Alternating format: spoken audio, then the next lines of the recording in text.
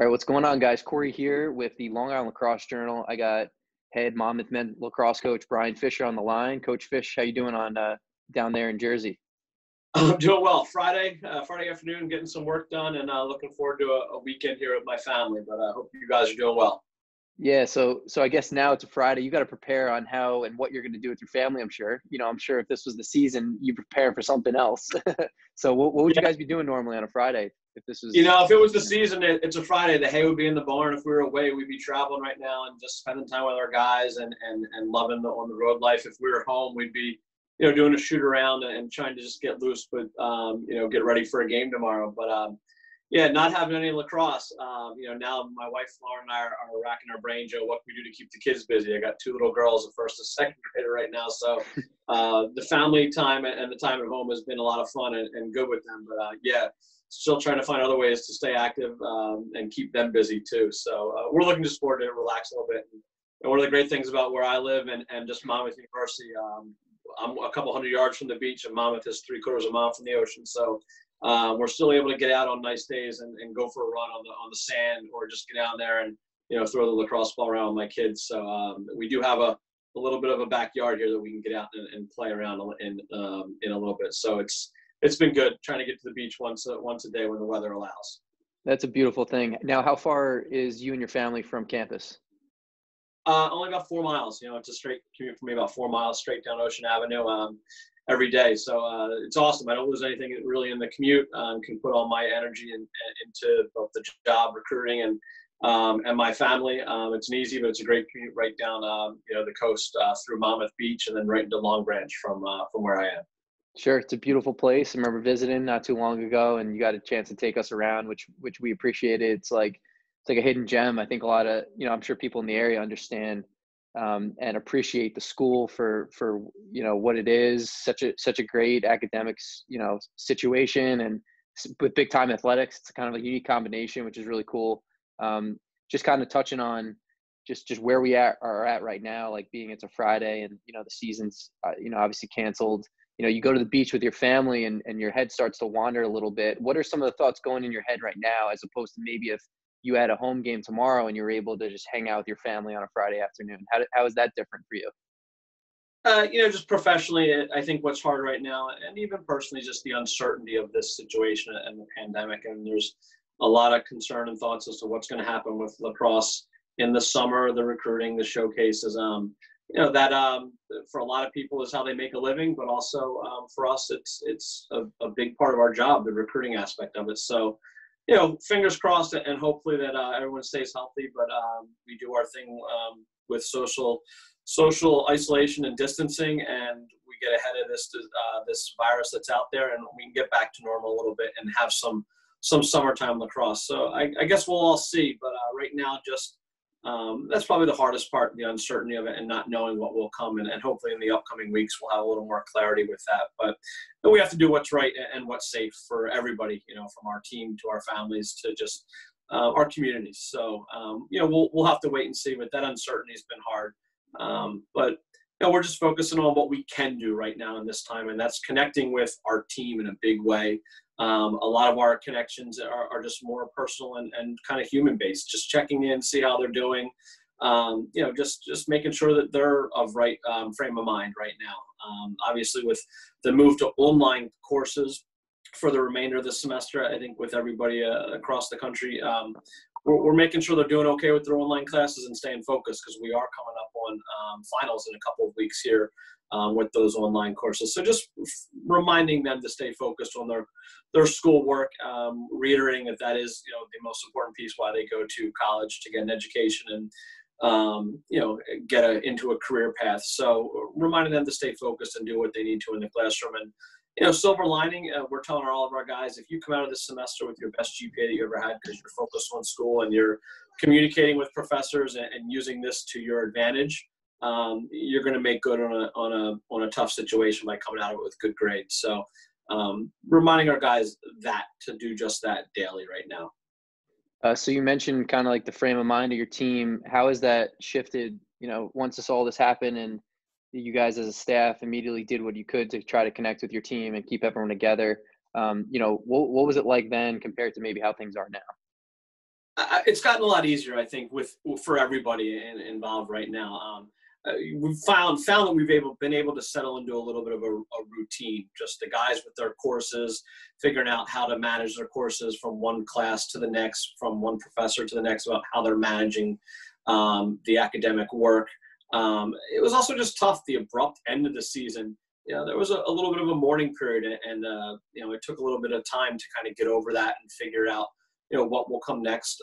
It coincided with spring break for us, so within a couple days of being told the seasons was over, we went to spring break, and for I think 7 to 10 days, something like that, our guys had nothing to do. So it was hard, and that's where we were connecting with them just more on a personal level, just to make sure they were doing okay. But once school got back into the swing, and they got back into the swing of things, school picked up.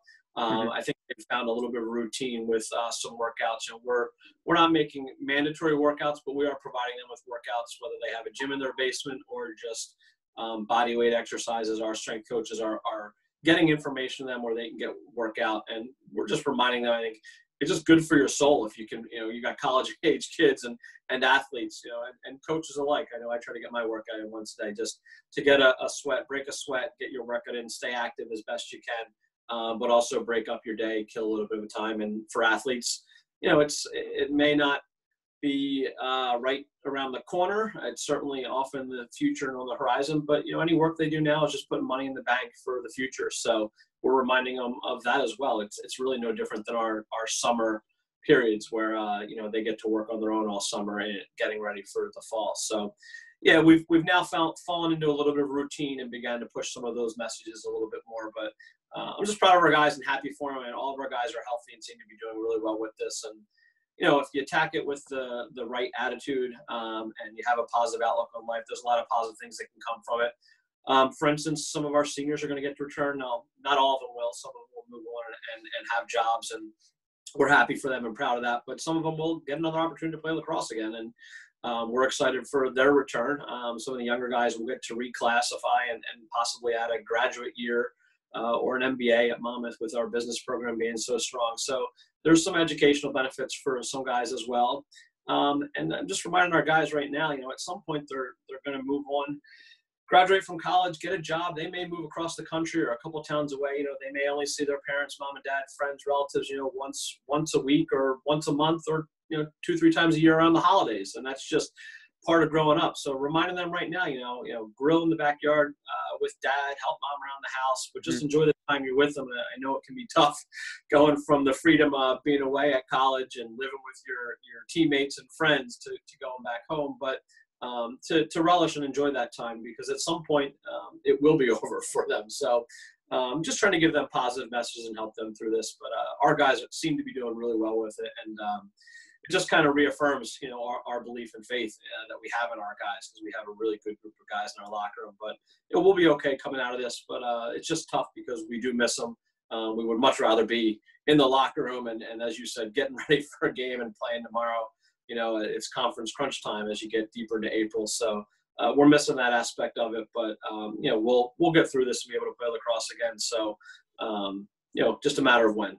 Yeah, I think as you kind of talk about getting in that routine, I think if you have a group of kids or players who have developed good habits, who are, self-motivated type kids who, kind of take ownership of their actions and, work towards accomplishing their goals on a daily basis, I'm sure the transition, while you could experience some grief and you have to mourn a little bit at first, I feel like you can get into the swing of things fairly quickly, because at the end of the day, you're still just attacking that next day and like, hey, let's get better that day, which I think is really cool that you guys are able to get into that right away. I'm also I'm just curious about like the whole situation with the seniors as a whole, because I'm sure they kind of all the classes experience that grief probably more than anyone, but maybe for some of them, or maybe all of them, it could have turned into excitement because they're, wait, I might have another shot at this. This could be kind of cool. Maybe I get to play with some kids that I'm the reason that they're coming here because they're seniors in high school and they stay with me, and now maybe I get to play with them. So can you just maybe take me through, not specifically, but more generally, like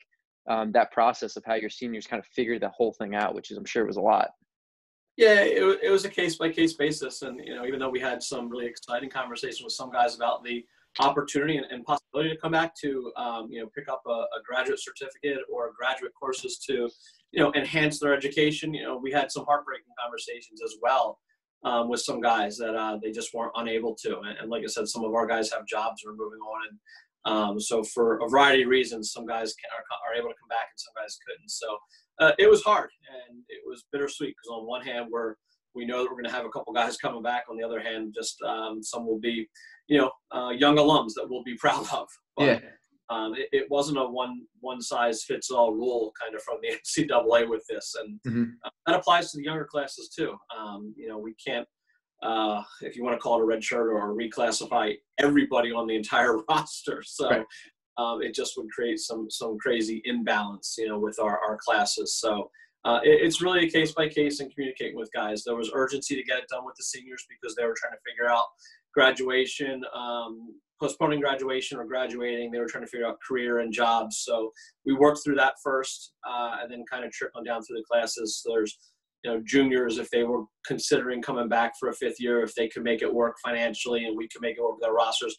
There was then some creative course scheduling that we were looking into to see how we could get the most out of their fifth year, and or set them up for a graduate program. So those things just take time to work through. It's not as simple as just saying, hey, let's walk down the hallway and pop our head into the academic advisor's office, and then a half hour later we'll come out with this. Right now, I think those guys behind the scenes, the compliance staff, academic support staff are working with our student athletes remotely. I mean, they're the ones who are insanely busy right now trying to figure those things out and how to help our student athletes. I know our guys are doing a great job with it at Monmouth. So, but it's not as easy just walking down their office and let's get it done. It's a phone call, it's an email, it's waiting to hear back. So it does take time. And we've told our guys time and time again, if you have something that's a concern or urgent with it, reach out right away. But have some patience. We'll get to everybody and have those conversations in time and see what happens. What's best for both us and them.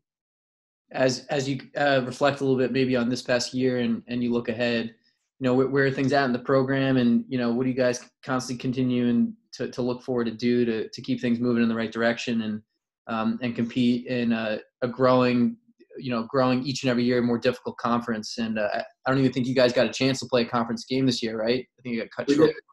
Yeah, got cut short. We did not. We were set to travel for our first conference game on the weekend that the season was canceled. So we didn't play a conference game, and we were really excited about the prospects of our conference. We came on really late last year and won 3 out of our last 4 conference games, and we're 1 goal away in the game we lost from advancing our season into the postseason and conference tournaments. So we were excited about it for sure, and felt like we were getting better at the right time.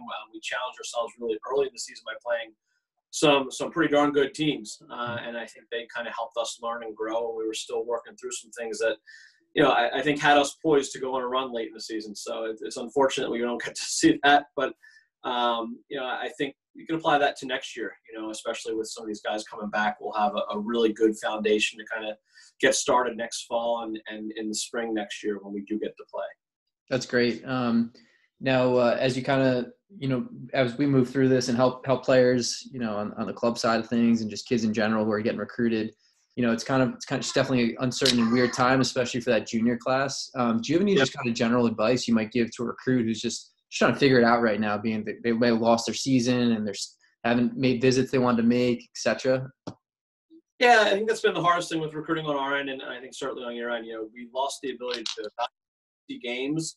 But we've also lost the ability to, meet face-to-face and do campus visits. So it's certainly slowed down recruiting, which typically is picking up this time of the year as we watch high school games and bring people to campus to see us practice and meet our team.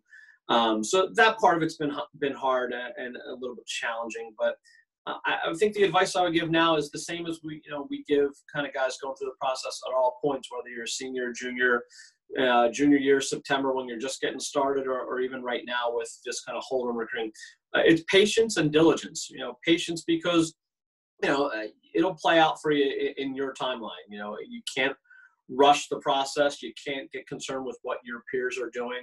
The reality is, especially for Division I, with just how competitive recruiting is, if you're not one of those top 50 guys on those lists or play for the best club team and are the best guys on those club teams, those guys will obviously get gobbled up very early in the process because they're the knowns. But there's a lot of other really good players out there that develop at different times or are under recruited because they play other sports and just don't have the exposure.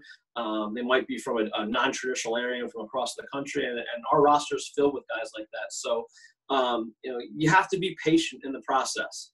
At the same time, you got to be diligent.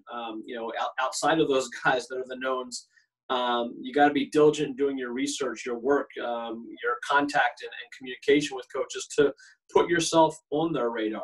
So in doing the process the right way and being diligent, connecting with your immediate kind of group, peer group or coaching group, from club coaches, high school coach to maybe it was an assistant coach you connect with on a prospect day.